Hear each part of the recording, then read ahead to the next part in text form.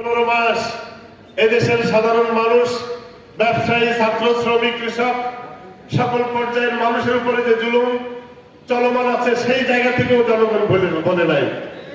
এই দুই অবস্থার প্রেক্ষাপটে আজকে সর্বস্তরের মানুষের বিশ্বাস হয়েছে আগামীর বাংলাদেশ মানবিক বাংলাদেশ গঠন করার জন্য, প্রান্তিক জনগোষ্ঠীর মান উন্নয়নের জন্য, প্রান্তিক কৃষকদের মান উন্নয়নের জন্য, শ্রমিকদের মান উন্নয়নের জন্য, বেকারদের কর্মসংস্থান সৃষ্টির জন্য, আইন শৃঙ্খলা সুন্দরভাবে পরিচালিত করার জন্য, চাঁদাবাজহীন সমাজ গঠন করার জন্য, সামাজিক জীবনের মান উন্নয়নের জন্য একটি ইনসাফ ভিত্তিক সমাজ দরকার।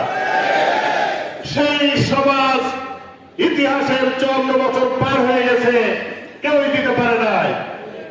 এই জন্য জাতি, ধর্ম, বর্ণ নির্বিশেষে আজকে তারা আশায় মুখ বেঁধেছে আগামী দেশ পরিচালনায় জামাত নেতৃবৃন্দ যদি অংশগ্রহণ করতে পারে, ইসলামের বাংলাদেশ যদি গঠন করতে পারে, কোরআন দিয়ে যদি এই দেশ পরিচালনা করতে পারে, তাহলে কেবল সর্বস্তরের একটি সমৃদ্ধশালী বাংলাদেশ গঠন হবে ইনশাআল্লাহ। এজন্য আমরা যেখানে যাই মানুষের অভূতপূর্ব সাড়া পাই।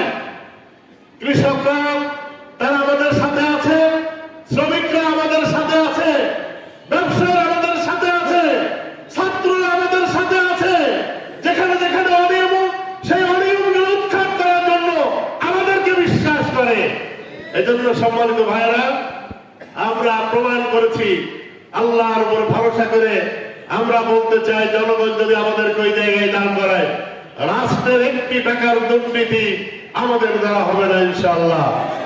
রাষ্ট্রকে সুন্দর করার জন্য এই সম্পদশালী একটি দেশ, যেখানে মানব সম্পদ আছে, যেখানে মৎস্য সম্পদ আছে, যেখানে খনিজ সম্পদ আছে, সম্পদে ভরপুর, কৃষি সম্পদ সহ এই সম্পদ থাকা সত্ত্বেও আজকে মানুষের উপর প্রভুত্ব হয়ে লাখ লাখ কোটি টাকা তারা আত্মসাৎ করেছে, বেগম পাড়ায় বাড়ি করেছে, অসংখ্য মানুষকে হত্যা করেছে, রক্তের হোলি খেলা গেছে, দেখা গেছে।